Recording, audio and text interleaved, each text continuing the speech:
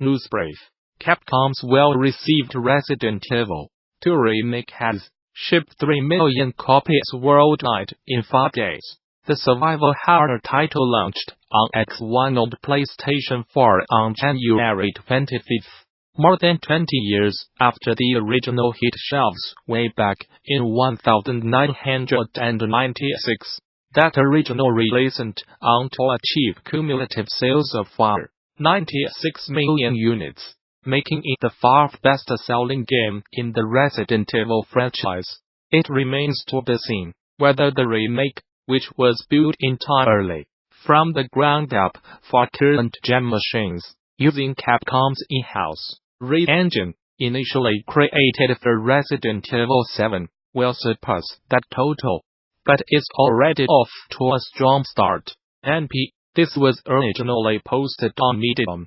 There's something that draws a particular kind of writer to ships. Say we want to create a story, not about a particular character on their journey, but a group of characters. This group cannot be homogeneous or united in purpose, as the story is not about the group's journey together, but about the lives of each individual, and how they each bounce and reflect off of each other. Just as our real lives do in life, each of us is the hero, or at least the protagonist, of our own story, and we have scant opportunity to fully see or comprehend how we affect the other people in our lives, much less the effect of our bit parts in the lives of acquaintances or strangers. Back to our story, we need to have some way to bound the scope of the narrative, or define the span of time that our characters' stories play out in, bounded by significant events, along with a clever constraint to stop ourselves linking ever more relationships and these characters into our tale's deliberately tangled web, and to reduce the complexity of the backstory.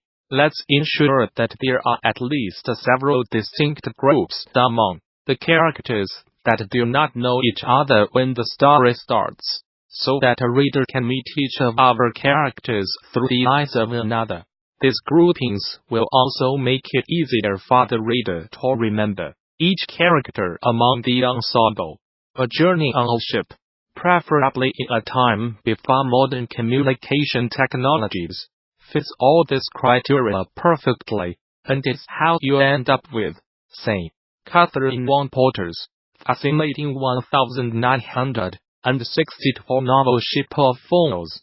The setting is a 7-day voyage from Mexico to Germany in the early 1930s, and throughout the novel she continually dips into one character's life, only to have them bump into another character, who we then follow on till they encounter the next.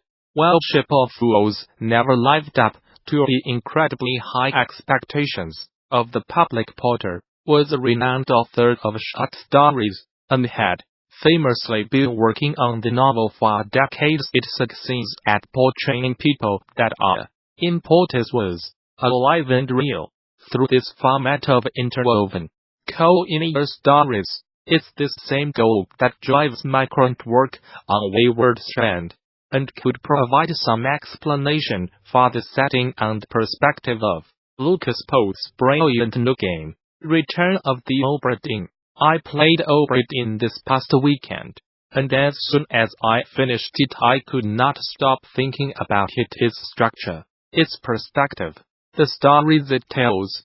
I see a lot of similarities between what Obra Dinn achieves, and what we are trying to do with Wayward, and my brain's been churning on many of these topics for actual years, so I wanted to get at least a haphazard collection of them written down somewhere. Note that the following may only make sense if you have already played Return of the Obra Dinn, or at least have an understanding of what the game is. Following a thread of untimely demises in Obra Dinn is a Memento-like experience. Each scene contains clues or suggestions as to the next, and as you follow the thread back through time the story gradually unfolds, both forwards and backwards. Something I find really interesting about these scenes is how minimally they are constructed. Oftentimes, there are just a couple of lines of dialogue, sometimes even just a snippet of nonverbal audio, which tells its own grisly tale. After it plays, the scene you are visually presented with and can walk around in is a single, frozen snapshot of a moment in time. Thus, there is a large amount of the story and plot, which is inferred, or can be inferred, within the space that is propped up by the spare materials. It's space in which you are meant to reason through various possibilities and develop your own timeline of events in order to solve the game's puzzles. But in this space, you can also develop characters. Further, you can fill in other events to satisfy your own curiosity, a desire to have a more complete mental picture of what went on. This method of storytelling gives the player's mind lots to chew on during and after the actual experience, as well as providing the story a sense of a scale beyond itself.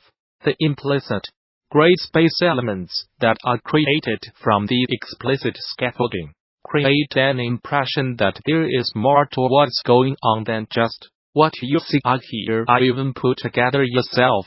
That the story that you are experiencing is happening within a larger context. Why is that important to me? As a creator and as a player, I think it's because so many narratives are so tied and claim they fit within a specific, heroic mode that is born of our individualistic society, and is pleasurable to our pattern-sensitive brains.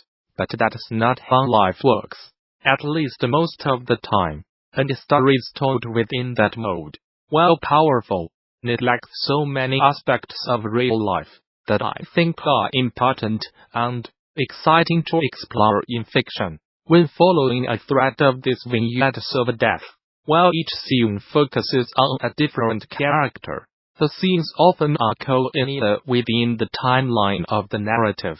This allows the creator and the player to explore another common, real-life occurrence that is rarely explored in fiction: several events that overlap necessarily with one another in time. The complex combination of these events, affecting each individual in a different way, based on their perspective of the events, but also their own history and personality.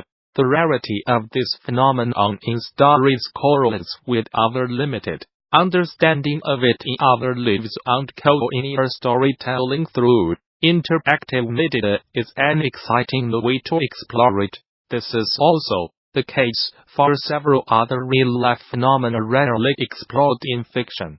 One of the things I really enjoy when experiencing a complex, challenging piece of fiction, unfortunately a rare occurrence when playing games, is to reanalyze key themes of the work, only when thinking about it later.